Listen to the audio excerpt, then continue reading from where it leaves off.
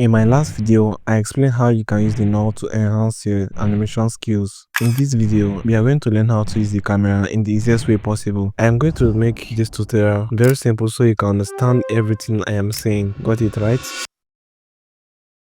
First of all, how does the camera work? Before you get your hands on the camera, you have to actually know how it works because you might face some difficulties when trying to use it if you don't know how to.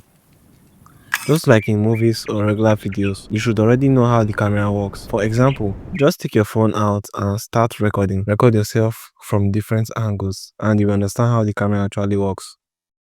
I mean, don't do it, it's just a joke. However, in Alight Motion, it's not a recording app, but it has a camera feature that you can use to make animations or videos more enjoyable to watch because they have movements in them.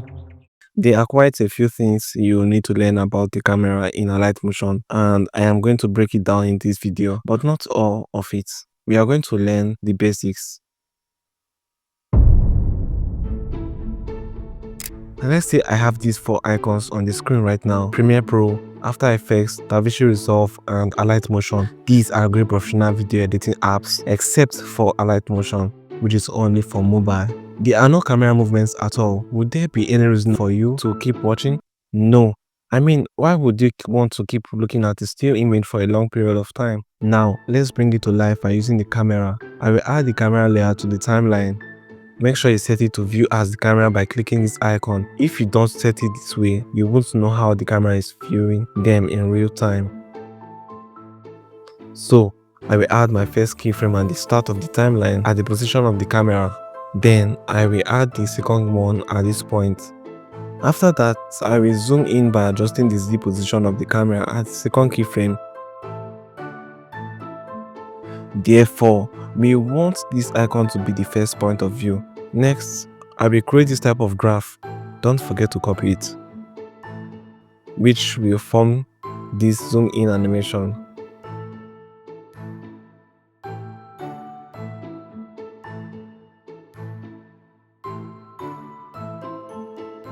Now, I am going to add another keyframe at this point, and then I will move it to the right so that the Alight Motion becomes the main point of view. After that, I will paste this graph. Thus, I have just created this smooth animation.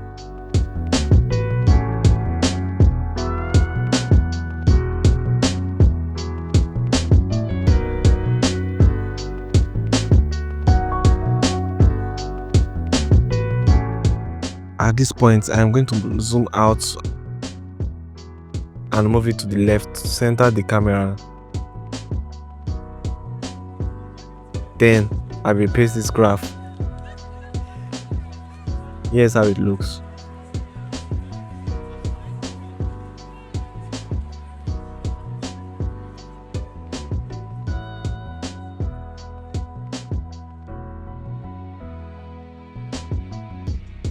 Let me take this keyframe a little bit further to the end so that the animation lasts longer. So this is how you use the camera to add some movement to your images, videos, or whatever you are editing. You might think that this is too basic and feel like it's very easy to make, and you are right. But do you know that you can also use a null object to control the camera movements and make them smoother than they look? I guess you don't really know this yet, and I was surprised by how it turned out when I started using this trick. It was mind-blowing. I have really explained how to use the null in my last video, so you can go watch it if you want to learn how to use it properly.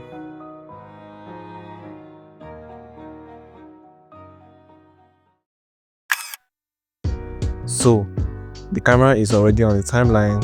Now I will add the null layer as well.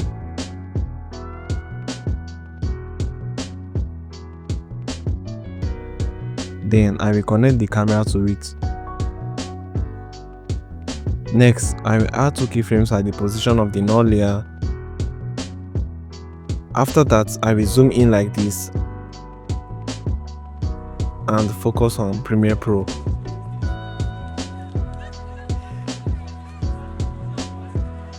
I will also paste the graph I copied last time. You can see that the camera is being controlled by the knob. I didn't even know that this was possible until I discovered it by watching some tutorials on YouTube. Next, I will add another knob to the timeline. Then I will add 2 keyframes and connect the first knob to it.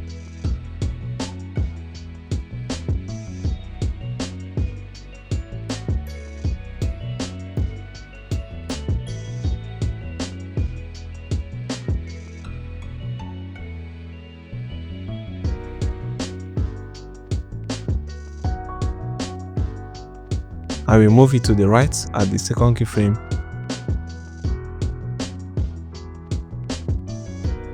And paste this graph. Now let's preview.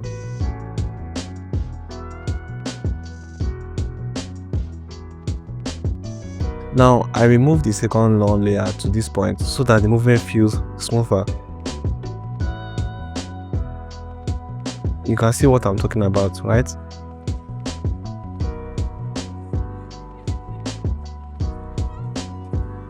So I am going to add another node to the timeline, which will be the third node. Then I will connect node 2 to it. Next, I will add 2 keyframes.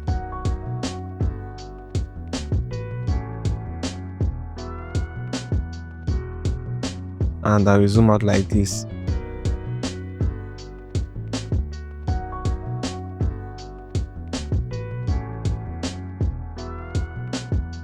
Then I will paste this graph.